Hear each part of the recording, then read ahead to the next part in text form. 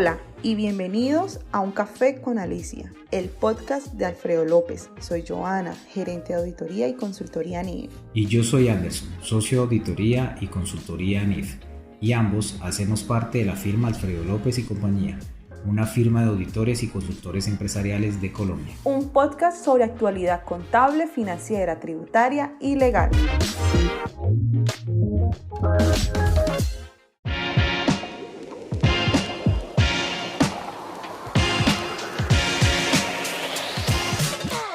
Hola, bienvenidos todos y todas a nuestro podcast Un Café con Alicia, en la sesión Entre Líneas.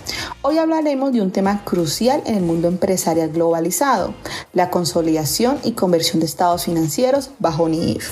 En este contexto, la consolidación de estados financieros ha cobrado cada vez más relevancia, no solo para entidades multinacionales y grupos corporativos, sino también para entidades en economía emergentes, con inversiones tanto nacionales como internacionales.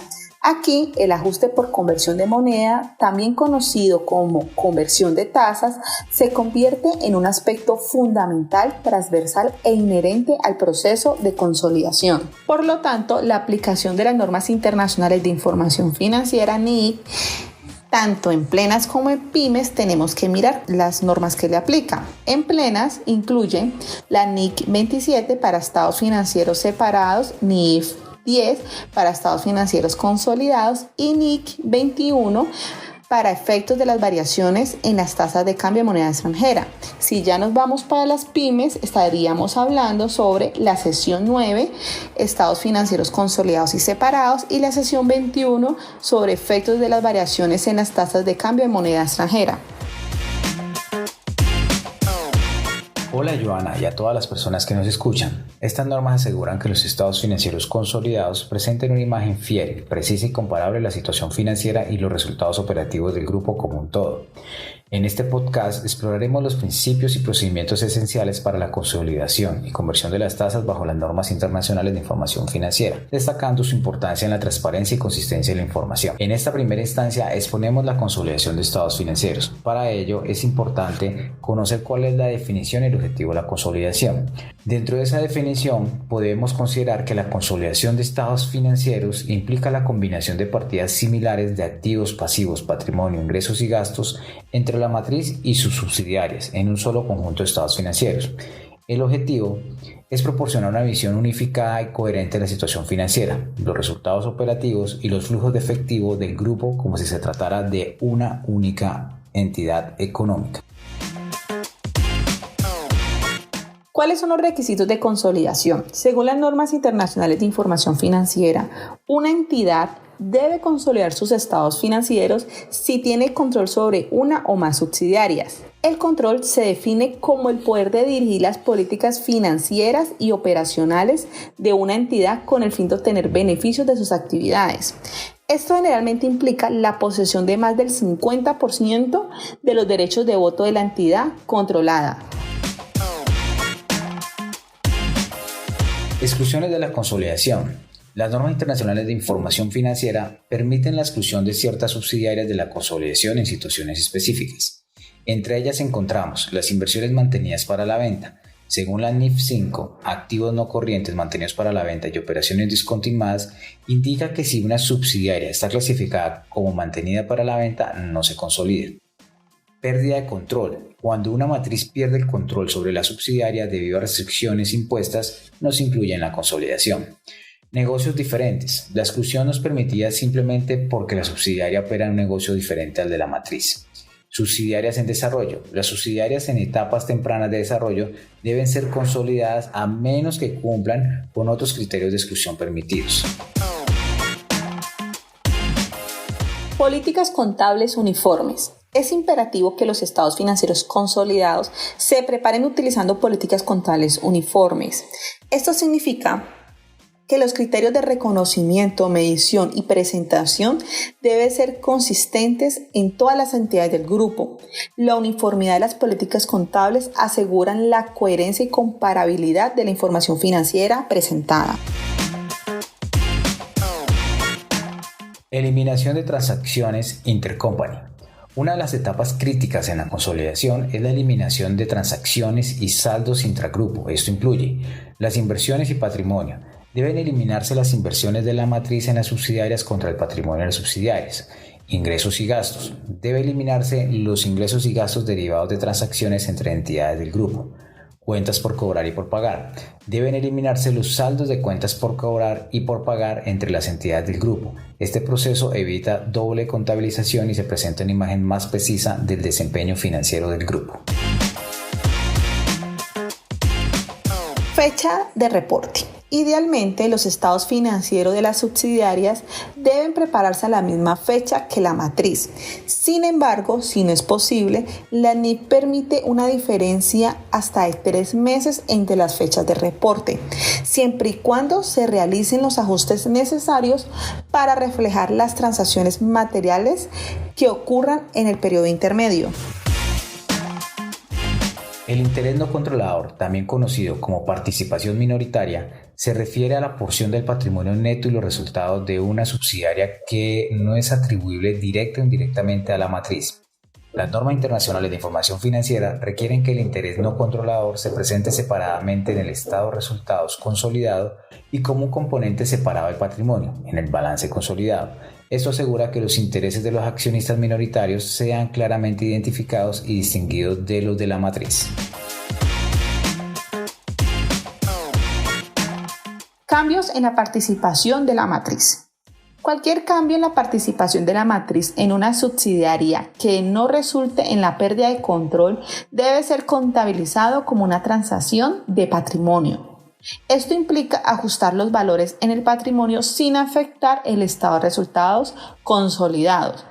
Por ejemplo, si una matriz adquiere acciones adicionales de una subsidiaria, se ajusta el valor en libros de la participación no controladora y la inversión de la matriz. En caso de pérdida de control sobre una subsidiaria, cualquier inversión retenida debe medirse al valor justo en la fecha en que se pierde el control. La diferencia entre el valor justo y el valor en libros de la inversión se reconoce como ganancia o pérdida en el estado de resultados. Este procedimiento asegura que las inversiones restantes se reconozcan adecuadamente a su valor real en el momento de la pérdida de control. Ahora vamos a hablar sobre los métodos de consolidación. Las normas internacionales de información financiera describen 2 métodos principales para la consolidación de estados financieros. Primer método de integración global. Este método se utiliza cuando la matriz tiene control sobre la subsidiaria, incluyendo todos los activos, pasivos, ingresos y gastos de la subsidiaria en su totalidad, eliminando cualquier transacción intercompany.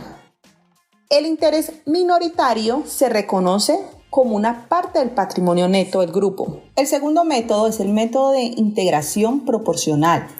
Este aplica en entidades con control conjunto. Se incluyen los activos, pasivos, ingresos y gastos según el porcentaje de participación en las entidades conjuntas, sin reconocer interés minoritarios.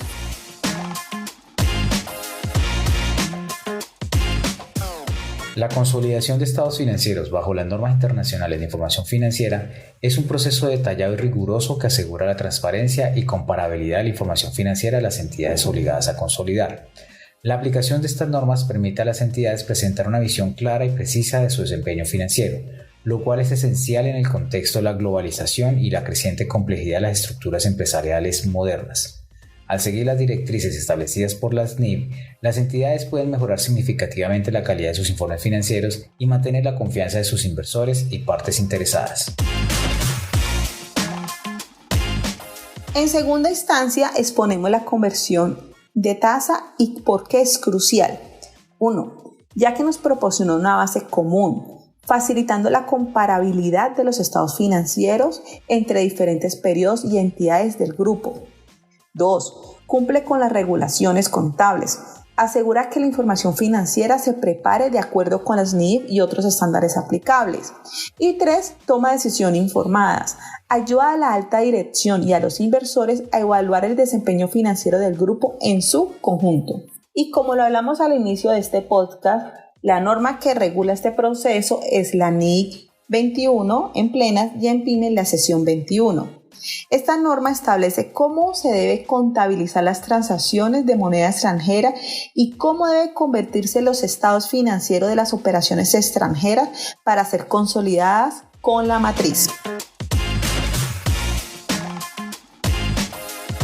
Joana, los procedimientos para la conversión de la moneda funcional son los siguientes.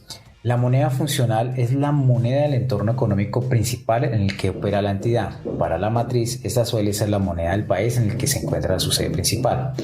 O las subsidiarias deben determinar su moneda funcional basándose en factores como la moneda que influye en los precios de venta de bienes y servicios y la moneda que influye en los costos.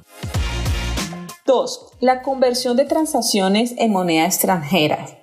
Las transacciones en moneda extranjera se registran inicialmente utilizando la tasa de cambio vigente a la fecha de la transacción. A la fecha de cada balance, las partidas monetarias denominadas en moneda extranjera, por ejemplo, cuentas por cobrar y cuentas por pagar, se contabilizan utilizando la tasa de cambio vigente a la fecha. Las partidas no monetarias que se miden en términos de costo histórico en una moneda extranjera se convierten utilizando la tasa de cambio en la fecha de la transacción. Para realizar la conversión de los estados financieros de una subsidiaria extranjera, debemos tener en cuenta que los activos y pasivos se convierten a la tasa de cambio vigente en la fecha del balance. Los ingresos y gastos se convierten en las tasas de cambio promedio del periodo, salvo que ocurran fluctuaciones significativas, en cuyo caso se utilizan tasas de cambio de las fechas de las transacciones. Y las diferencias de cambio resultantes de la conversión se registran en otro resultado integral, ORI, y se acumulan en un componente separado del patrimonio hasta la disposición de la inversión en la subsidiaria extranjera. Las variaciones en los tipos de cambio pueden tener un impacto significativo en los estados financieros consolidados. Para ello debemos de tener en cuenta dos situaciones. 1. Ganancia y pérdida por conversión. Las diferencias de cambio resultantes de la conversión de moneda pueden dar lugar a ganancias o pérdidas, afectando el resultado neto del grupo. Y 2. La volatilidad en el patrimonio. Las diferencias acumuladas en ORI pueden introducir volatilidad en los componentes del patrimonio del grupo. Para los desafíos y consideraciones prácticas tenemos que tener en cuenta la volatilidad cambiaria. La fluctuación de las tasas de cambio pueden introducir incertidumbre y afectar la comparabilidad de los estados financieros. También encontramos la elección de tasa de cambio. Decidir entre utilizar la tasa final del periodo o la tasa promedio puede influir en los resultados reportados.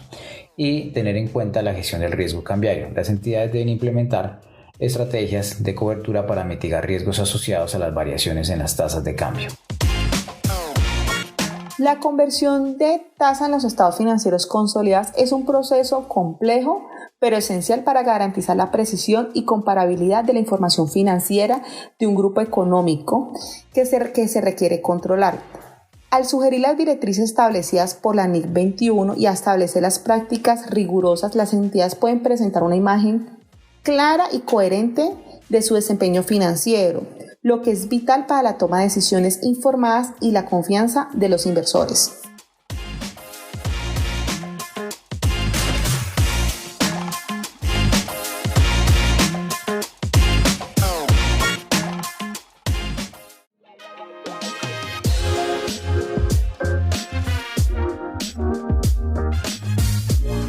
Hablamos Anderson y Joana de Alfredo López. Esperamos que nos sigan acompañando y pueden encontrar nuestro podcast en Apple Podcast, Google Podcast, Spotify y YouTube. También se pueden suscribir a nuestro sitio web www.alfredolopez.com.co para recibir las notificaciones de nuestros podcasts, así como nuestros comunicados que emiten las diferentes líneas de Alfredo López.